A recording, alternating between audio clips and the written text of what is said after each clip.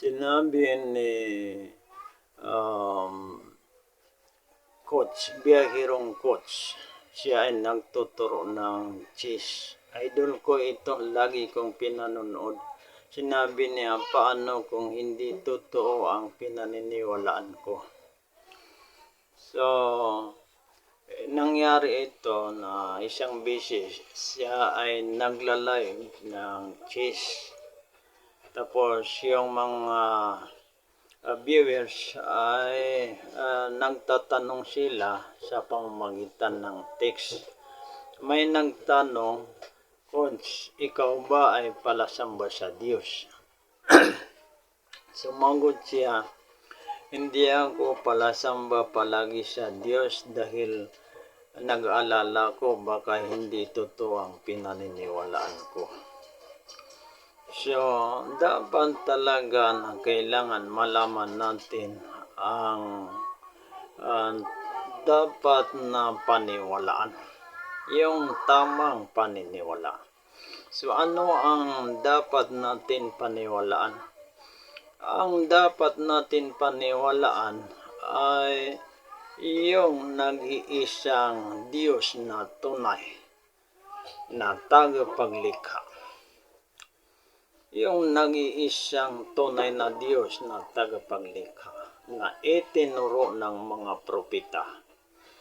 At ang dapat natin sundin ay yung yapak ng mga propeta dahil sila ang mga huwaran, sila ang mga modelo, sila ang kinalugdan ng Diyos. Ang mga propeta ay lahat sila pinatnubayan. Sila ay nasa matuwid na landas. Walang ni isa sa kanila na nagliko ng landas, kundi sila ay nasa tamang landas. So tingnan natin ang paniniwala nila at anong mga pamamara nila, paano sila sumamba sa Diyos. So ang pinaniniwalaan ng mga propeta ay yung Diyos na nag-iisa, wala ng iba pa. Yung Diyos na tunay na tagapaglikha sa lahat ng bagay. Gaya ng nabanggit sa Quran 7:59, وَلَقَدْ أَرْسَلْنَا نُوحًا إِلَى قَوْمِهِ يَا قَوْمِ اعْبُدُوا اللَّهَ مَا لَكُم مِّنْ إِلَٰهٍ غَيْرُهُ. Katotohanan aming isinugo si Noah sa kanyang mamamayan at sinabi niya, O mga tao, sambahin niyo ang Allah. Wala kayong ibang Diyos maliban sa Kanya. So, tingnan mo ang itinuturo ng mga propeta ay iisa lamang ang Diyos, wala ng iba. So, ganon din si Propeta Shuaib, mabasa din ito sa Quran 7:85, sinabi ni ang lap niya sa Arabic, wa ila Shuaib akhahum Shuaiban wa ila Madyana akhahum Shuaib qala ya qaumi ibudullaha ma lakum min ilahin ghairu.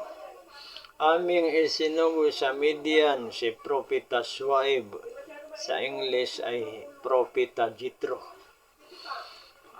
Sinabi niya, O mga tao, sambahin niyo ang Allah, wala kayong ibang Diyos maliban sa Kanya. At tinan mo, iisa lamang ang itinuro niya na Diyos. Pari-pareho ang mga propeta, iisa lamang ang pinaniniwalaan nila. Walang ni isang propeta na naniniwala na may Diyos ngunit may iba pa na mga persona, kundi iisa lamang ang Diyos. So ganyan din naman ang turo ng Diyos. Siya ay Diyos na nag-iisa. Kahit sa Biblia, mabasa dito sa Deuteronomy 6:4, ang itinuro ni Moises sa wikang Hebrew Shema Israel Adonai Elohino Adonai Echad. Makinig kayo o Israel, ang Panginoon nating Diyos ay Diyos na nag-iisa. Ang tinan mo, nag-iisa. Sa New Testament din, sinabi ni Propeta Hesus Kristo sa Marcos 12:29, O Israel, ang Diyos natin lahat ay iisa. So tingnan mo, walang iba. Kung may iba pa, dapat sabihin ni Hesus Kristo, O Israel, ang Diyos ninyo ay ang Ama at ako at ang Espiritu Santo. Ngunit ang sinabi niya ay isang Diyos lamang. Sa Marcos 12:32, sumagot ang mga eskriba, tama ka guro sa itinuturo mo sa amin na ang Diyos natin lahat ay iisa lamang, wala ng iba pa. Sumaksi din ang mga eskriba na wala ng iba pang Diyos. Iisa lamang ang Diyos. So yan ang turo ng mga propeta. So, kung tingnan din ang pamamaraan ng mga propeta, sila ay nagpatirapa, sila ay nag-ayuno.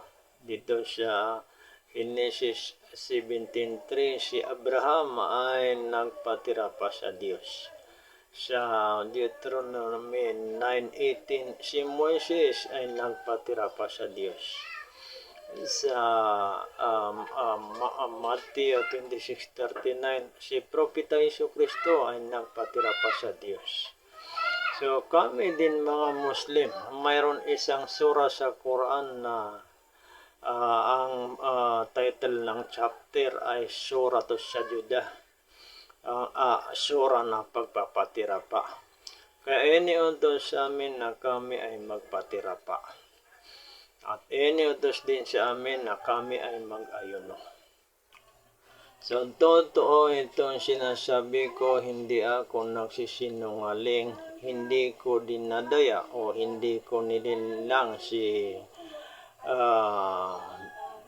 biyahirong coach, kundi ako ay nagsasabi ng katotohanan. Kung ako man ay nagsisinungaling, ay hilingin ko ang parusa ng Diyos sa akin, sa pagpatay niya sa akin agad ngayon mismo sa harap ninyo na nakikinig sa video na ito.